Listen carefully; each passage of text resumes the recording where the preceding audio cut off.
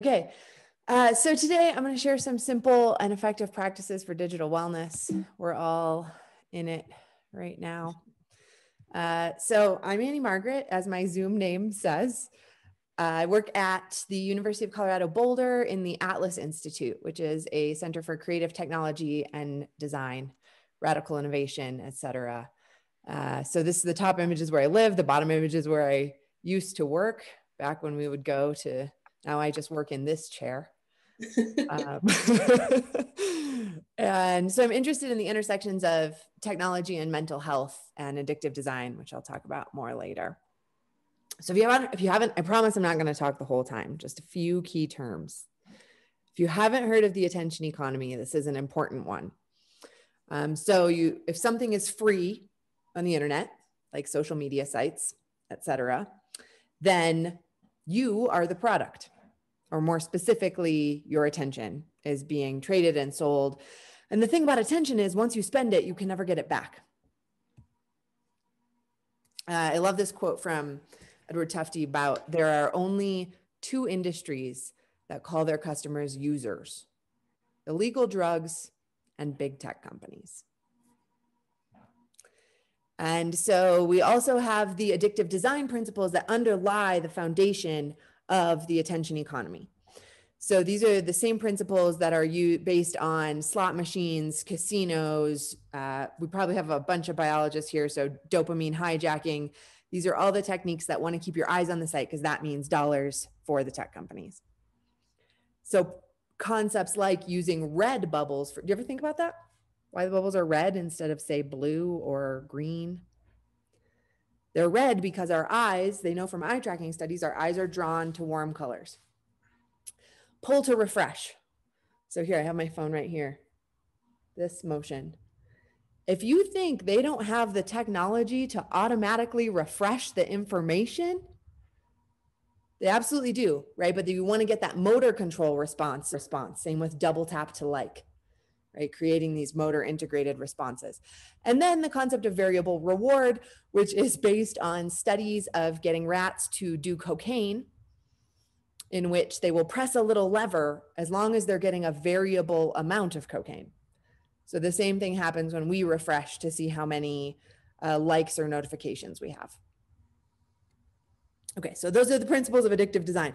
So all of that is to say, maybe it's not your fault that you're so easily distracted. Maybe it's a little bit your fault, but not all your fault. Okay, so if we look at the numbers, Americans, anybody want to guess? I'd like this to be a little interactive if possible. How many times per day do you think Americans check their phones?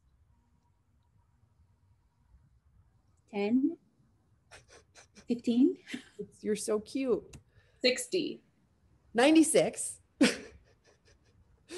Which, thank you for guessing low. That made the drama of it. Nobody said 500 and ruined it for me. 96 times a day.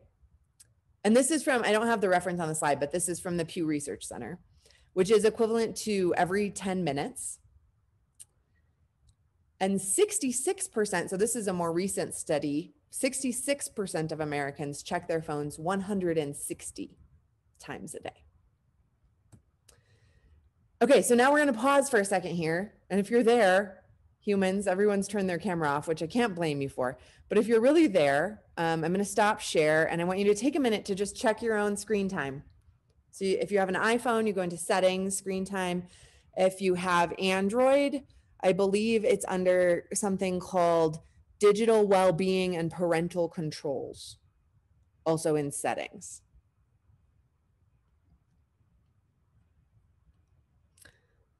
And everybody could just reach their phone. Nobody had to get up to go get it, right? I mean, me too, and I teach this stuff, so. All right, has everybody investigated themselves? All right, I'm not gonna make you share because that's cruel. Okay, so now you've seen this, and then also to pay attention below it where you can see which apps are being used the most also. So that'll be important later. Okay, so we've seen that this is a problem, this dopamine hijacking techniques they're using on us. So what can we do about it? Okay, turn off notifications. As I mentioned before, red is a big problem. So you can go into settings notifications and turn it off that way. But I like to think of it as turning off any notification that's not from a real human being. So I put all my group texts on do not disturb. I put basically everything on notifications off unless it's a real person trying to contact me, which includes emails and text messages from individuals. Get rid of toxic apps. And so what toxic is really, so I listed some here. This is all pulled from the Center for Humane Technology, which is an amazing resource, humanetech.com. But what's toxic is really dependent on your relationship with it. So maybe you have a really healthy relationship with Snapchat. You just use it to talk to your grandma and your best friend. Then that's great. But if you're checking Reddit for 4 hours a day and doom scrolling into rabbit holes, maybe Reddit's the one you need to remove, right? So just that, developing that awareness and thinking about which ones are actually problematic for you, and checking the breakdown of screen time can help there. Okay, downloading helpful tools. So, I'm hesitant with this one because I don't like the idea that we're going to solve the problems of tech with more tech. However, there are good tools like Flux, which removes blue light. So that's one you can add on your laptop. Tracking your screen time to change habits. There's an app called Moment. And I will, if you're not getting all of this and it's interesting to you, I'm going to share the slides at the end and anybody can view them. So if you want to go look up one of these later, Insight Timer is a free timer for mindfulness meditation. Okay, setting boundaries. Let's just pull the audience here real quick. Do I want to put you through this? You know what? I will do it because I'll be honest too. How many of you sleep with your phone in your bedroom? So clear your mornings and evenings. Oh, Jessica, is that a question or are you just admitting that you keep your phone in your bedroom? Oh yeah, sorry. I was just admitting that I keep my phone. Okay. Yeah. And you can instate any type of boundary that feels good to you. So getting your phone out of your bedroom, creating device-free dinners, or just having times, you can set downtime as part of the settings in your phone. So say after 9 p.m., you're not going to do it anymore, or whatever time. Everybody's schedule is different. Okay, and then another option, which can be difficult, but trying fully disconnecting for 1 day per week. When I teach at the Atlas Institute, I teach a large freshman class and I make them quit social media for 3 weeks. Oh, and they hate me. And then they love me.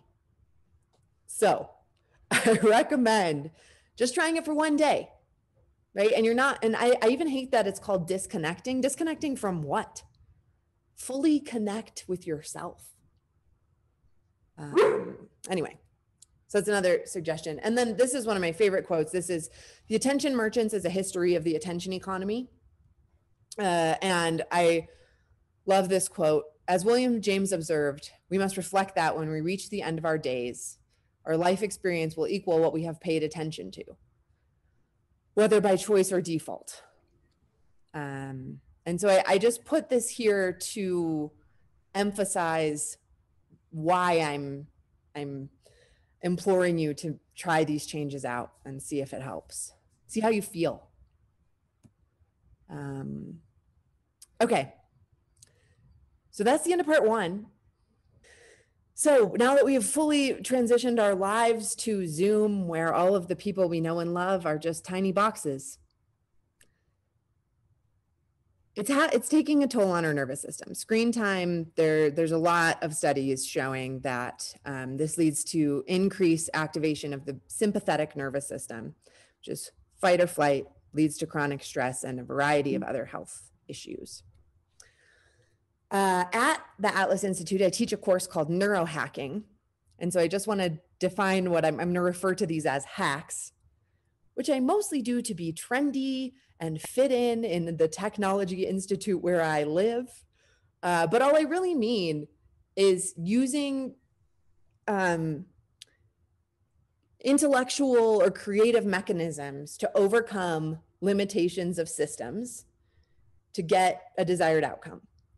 So if the reality is we are humans, we are limited by our nervous systems, we have to interact in this Zoom world, that's the set of limitations, then the hacks are what are the creative things we can do to work with that context. Okay, hack number 1, look at green stuff.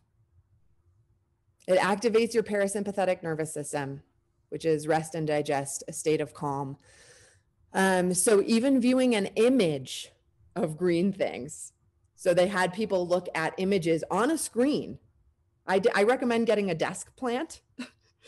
But if that doesn't work for you, even just looking at images of a forest compared to images of built environments, urban environments, resulted in parasympathetic rest and digest nervous system activation. So resulted in states of calm. So that's your first tip. And we might circle back and try this one if we have time, but there's more activities we can do. Okay. Number 1, look at green stuff. Number 2, there's a technique called box breathing or deep belly breathing. And so we all know this, right? Taking deep, slow breaths sends signals to our nervous system that we're safe and calm. Because if you're running from a tiger, you're not able to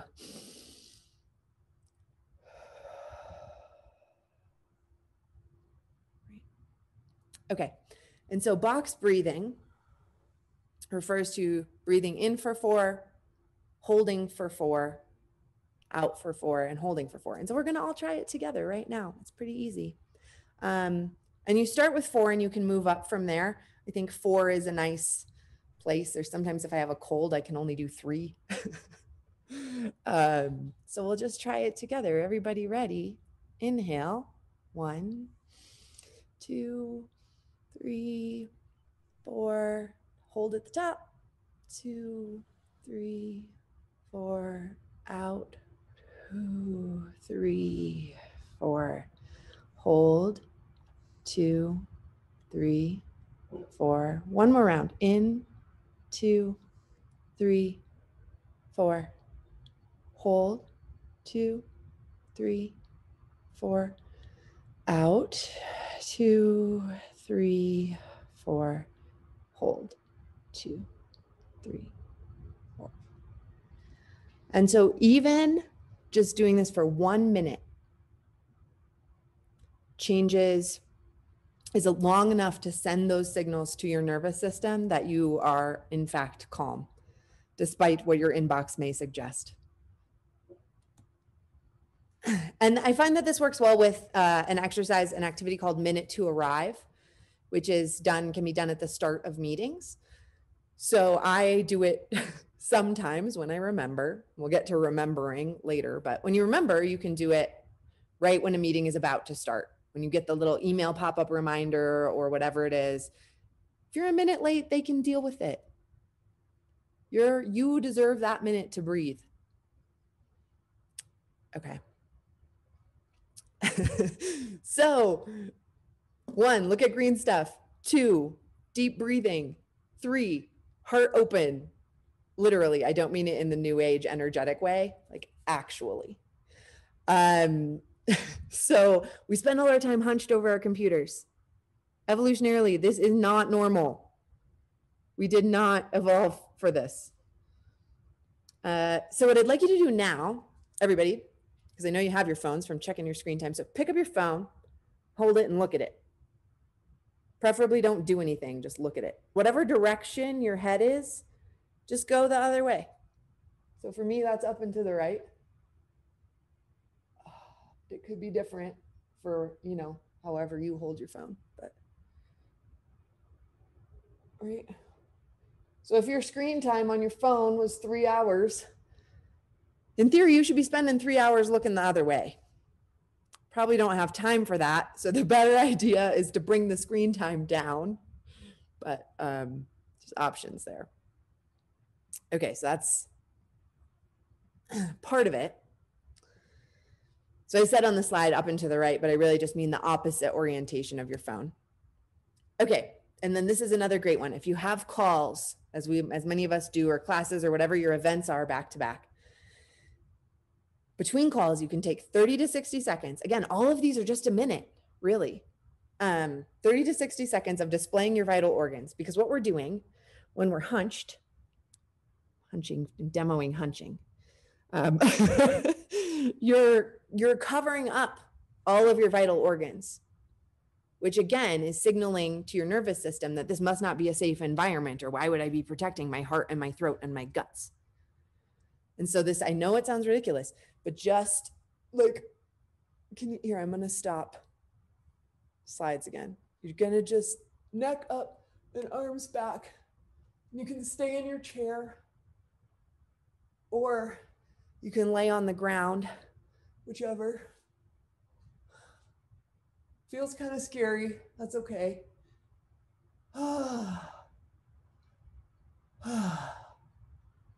You can combine that with the box breathing if you like, whatever. But again, it's a trick that even though our inbox feels like an angry tiger, if we're displaying our neck and our heart and all our things, we must be safe, or we wouldn't be doing this ridiculous. Whew, you get a rush too. Boy, that feels good. Okay. And then you can also do 30 to 60 seconds of neck circles, because of all of the things I practice, daily neck hygiene has really been transformative. Just, yeah. So just really, can you guys hear it crunching? And I teach this stuff and it's still like crinkle, crackle, crinkle. All right. So that's number 3. I call it heart open, but whatever it means to you to kind of counteract these hunching motions. So whether that's hunching on the computer to this, or from the phone to this. Okay, awesome. And last but not least, in the advertisement for this talk, I said that it would promote states of calm, focus, and creativity. So here we are with the hack for creativity. So creativity is linked with both convergent and divergent thinking, but generally when we're in work mode, convergent thinking is coming pretty easily, right? Convergent thinking, putting things together, that's happening for us. But when we're trying to problem solve, we often need divergent thinking. And so the practice here is going for a walk, even if it's just 5 minutes, and even if it's just around your house. And then noticing tiny things that are new. So this has multiple effects. It calms your mind, your busy thought mind, and it might be hard at first, but really trying to focus. So like, here's my mug, right? And you can see all the little freckles in the clay, right? So I could even just do it with the things that are right here. But the walking is also an important part of it, because the movement is good for encouraging divergent thinking and clearing the mind, which should lead to a creative state here. You can go outside and notice the moss or the bark or whatever it may be. Okay, so I'm gonna recap. You can do this. You can do Zoom World. I don't know when it's leaving.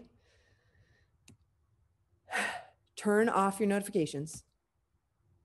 Get rid of the apps that are making you cry or scream, whatever your way is of being. Download different tools for your phone that help you. Change your settings, so if you go into the screen time, you can set app limits. Do that for yourself. And then watch how many times you click ignore. It's like quitting smoking. The first couple of times I tried to quit, you just click ignore every time the reminder comes up, like, no, it's fine. I'm fine. It's okay. So just set boundaries, get your phone out of your room. Try disconnecting. Get a desk plant. If you can't get a desk plant, set your background image to a forest or something green that you can take a minute to look at. I mean, that study is really shocking to me. I can link to it in the notes here later, but just a screen image of a forest. Unbelievable. Anyway, box or belly breathing. Should we do one more round of that? Got time, let's just do it. Okay. I can't, it's hard for me to breathe and count, so I'll just count and do my hands like I'm a GIF. Okay, ready? Everybody? Okay. Here we go. Inhale.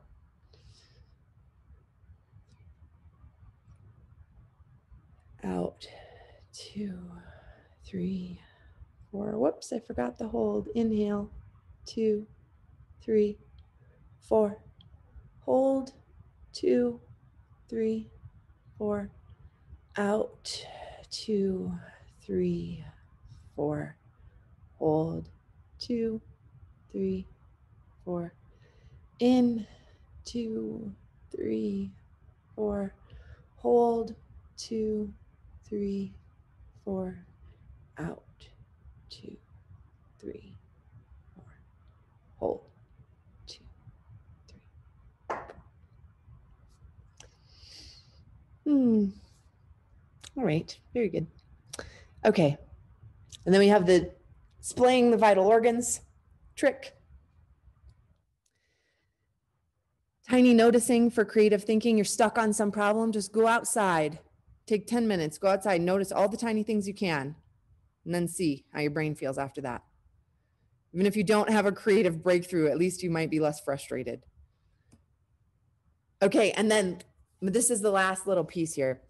Set calendar reminders, because the hardest part of developing a new habit, right? The habit itself takes 60 seconds, but it's remembering to do it.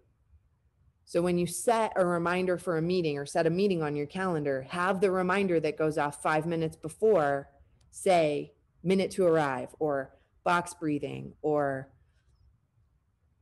care for desk plant, which maybe by now you've named because you just have such a, all right, I'm done. I'm Annie at colorado.edu if you're interested. Again, I work at the Atlas Institute, and you can find me at anniemargaret.com.